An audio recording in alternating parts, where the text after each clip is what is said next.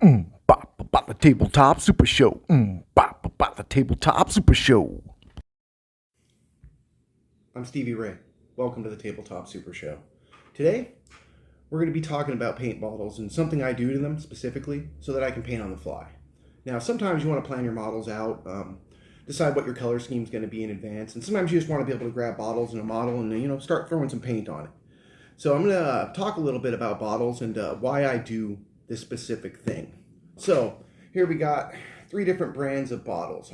You have Vallejo,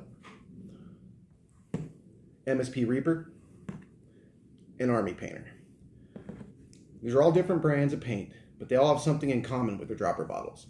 The bottles themselves have a slight opacity. They're opaque. You can't see perfectly through the bottle to see exactly what's inside of it. You can get a general idea of what the paint is. And there's different things painters use to more understand what the paint is that's inside the bottle. Now, one thing you can do is you can create a paint journal, which I'm not saying don't create a paint journal. They're actually really useful to do.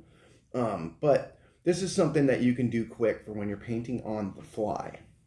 Now, the reason behind having opaque bottles is that this protects a little bit more against UV damage from UVC light specifically.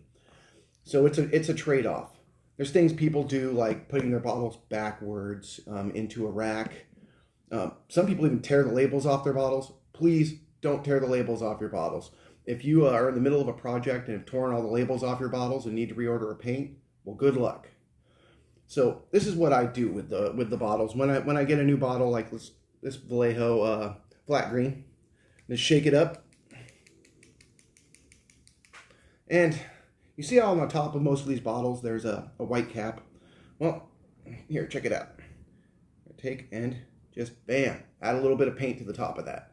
Once this paint dries, you're going to have a completely opaque look that shows you the finish and the opacity at this at its full opacity. So that's the paint bottle trick and hack, and that's why I do it. We're going to add another thing to the show this week. Is I'm going to add a new segment called Review on a Sprue, where I take a look at different miniatures that I've ordered and paid for personally, and do an honest review of them. But before we get to that, I also want to show you guys something else that if you're trying to make display pieces for your models for competition and stuff like that, go to Dollar Tree, man. $1.25. You can get these cool little plaques. And I mean, these are great if you want to use them as a base to build up your models. So I highly recommend you guys check that out. And one thing else is talk to you guys a little bit about bark. Now you can go on Etsy, you can go on eBay, and you can spend way too much money ordering a piece of bark. But if you actually have like a yard or potting plants and stuff, and you put mulch and things down, just go, next time you go and buy bark, decorative bark, when you're going through it, just pick out some of the pieces and go in, wash them off, and scrub them with a toothbrush so that paint will adhere to them, or paste, or whatever you're going to use, and then you get some pretty interesting stuff that you guys can add to your bases. So that's another thing I wanted to talk to you guys about. So with that being said, I guess we're going to get on to the review portion. Now I want to say again, I've been no way endorsed or paid or anything for any of the reviews I'm going to be doing on the Review on a Sprue, and they're going to be completely honest reviews.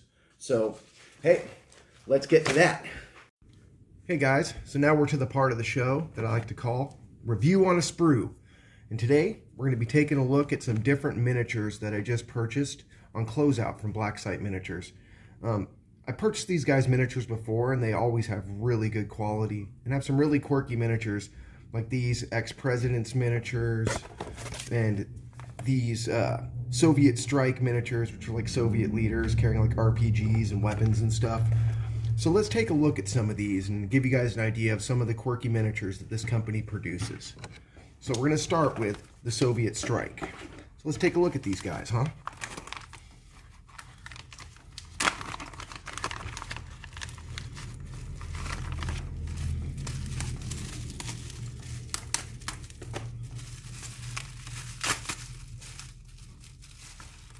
Okay, so let's take a look at these sprues here. These are all resin prints.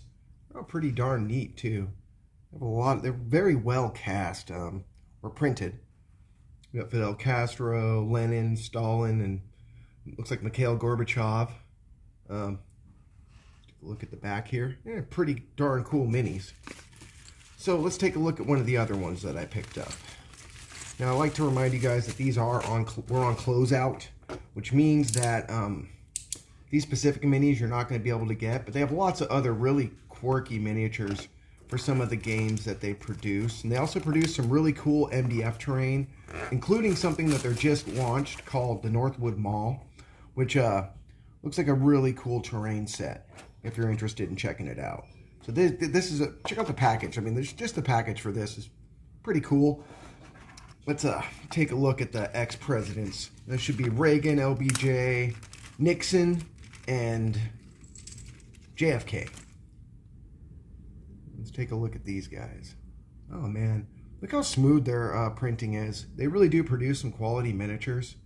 Some of the other quirky stuff that they actually produce that's still available is like they make proxy miniatures for things like the Stranger Things kids, which look really good, and they do like a buddy cops thing, which also has Rush Hour and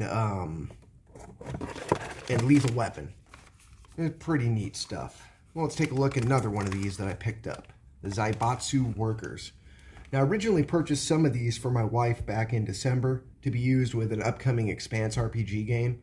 They really do produce some good hard sci-fi models, you know, non-fantastic kinds of models. So let's take a look at these Zaibatsu Workers from Blacksite Studios. If you guys are interested in the miniatures from this company, I will leave a link to their site in the comments below, so you guys can go take a look at them and check them out. Now, their MDF terrain is pretty interesting because it all comes colorized. There's no painting or anything that you have to do. You just kind of assemble it and use it as a playing area. I kind of like these guys. These guys have some cool detailing to them. Decent resin print. Decent quality. They do have some good quality. We'll take a look at one more of these guys' sets that they sold me. And this is the Rogue Synth Squad, which is actually proxy sculpts that are based upon the synths from Blade Runner, which is really cool because that means I have a Rutger Hauer miniature that I'm going to get to paint, which is pretty awesome. I'm going to have fun painting that guy up. Let's take a look at these. So you can see the bubble wrap plastic, the packaging that they use seems to keep the miniatures pretty darn secure. All these miniatures come with bases and everything else. It's cool. You know, all in all, looking now, I've seen about 9 or 10 of their different packs over the past 6 months. I have to say that, you know, I definitely would recommend these, especially to anybody that wants to play some of these as the games that they actually produce, or just for some more modern, you know, miniatures that aren't like in giant power armor and stuff like that. Really stoked on the Rutger Hauer miniature right here. It's going to be a lot of fun to paint. Okay, so that's the show this week, guys. If you got any value from it, please subscribe and force the like button to roll D20s until it rolls a 1, and then force it down the trap hole. Hey, until the next time, adieu. You guys have a great one.